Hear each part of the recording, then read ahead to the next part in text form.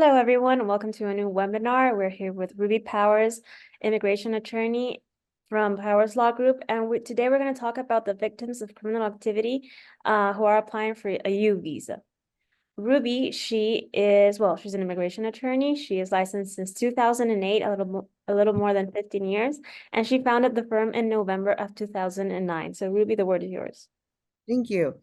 So this is a very sensitive subject, but I want to bring this up because there are a lot of people who are eligible and they don't know about it. And we're also recording this in Spanish, so we want to make sure that people get the word out about this. This is a program that came out in 2008, but it wasn't codified until later on. But there's only 10,000 visas available a year, which comes into play that there is a backlog because there's a lot of people who are eligible for this. Right now, we're seeing it taking for people that applied about 5 to 5.5 years ago, they're now getting approved.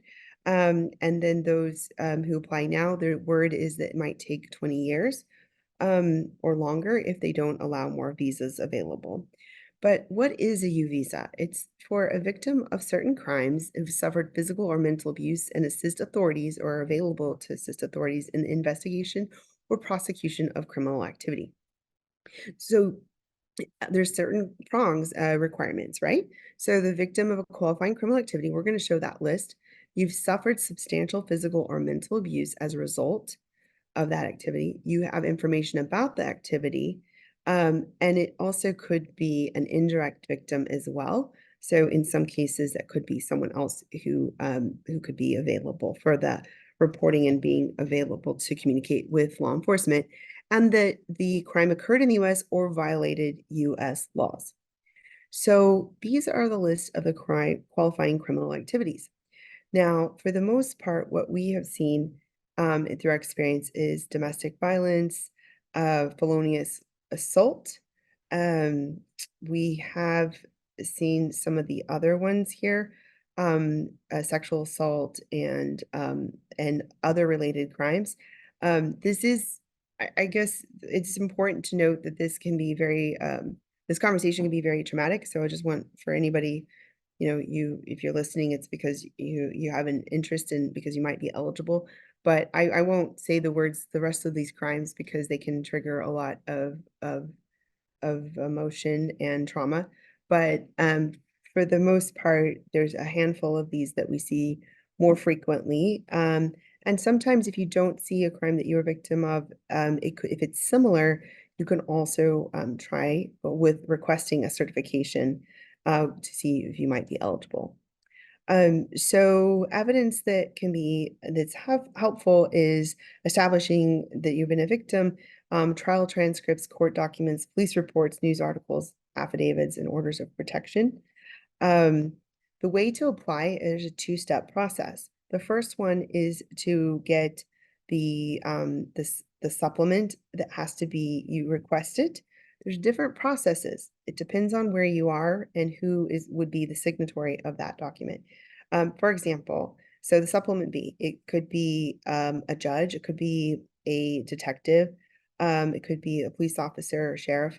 But depending on where you are, there could be a process that they require that you submit your request, go to DA's office, etc., and that they review and then they decide to sign or not. In places that don't get as many requests and they're not as have a system, let's say, then you might have to just ask around. There's been parts of the country where I had to almost teach the the location about what a U visa was because they didn't know what it was.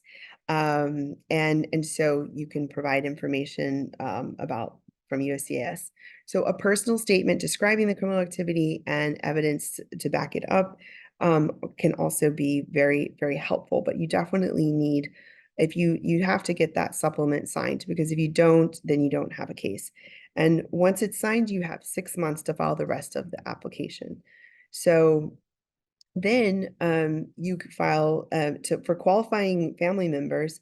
That would include, so if you're the principal and you're under 21, you can include spouse, parent, children, and unmarried siblings under age 18. And then if you're 21 or up, you can only include your spouse and children. So you can include other family members in the application. You also could include them later if the relationship happens later. Like if you get married later and you need to add them. Now, once it's granted, it's valid for 4 years and you can have extensions. You can apply for a green card after so many years have passed. And so that is what people one of the biggest benefits of a U visa is that it's a pathway to a legal permanent residency.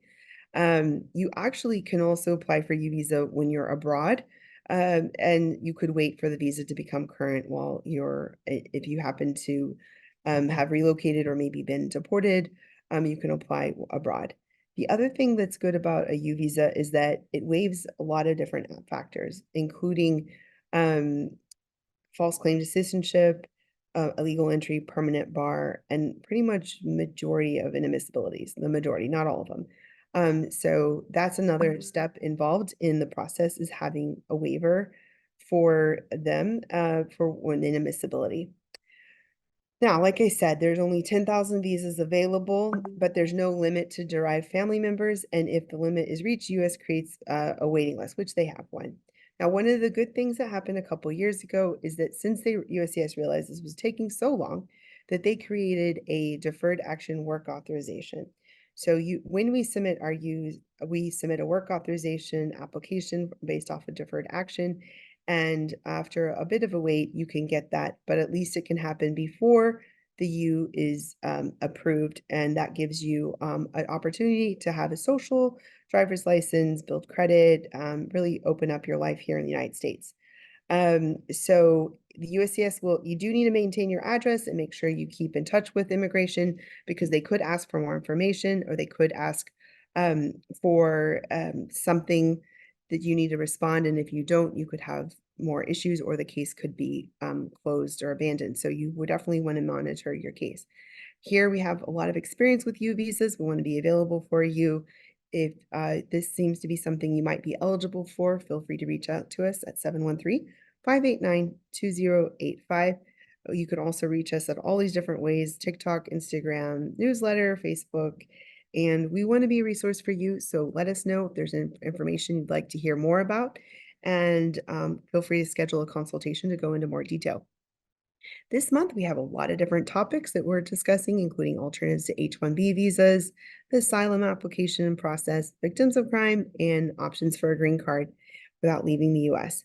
And so we hope you enjoyed today's webinar. Feel free to share it with others. And thank you for watching, and we'll see you next time.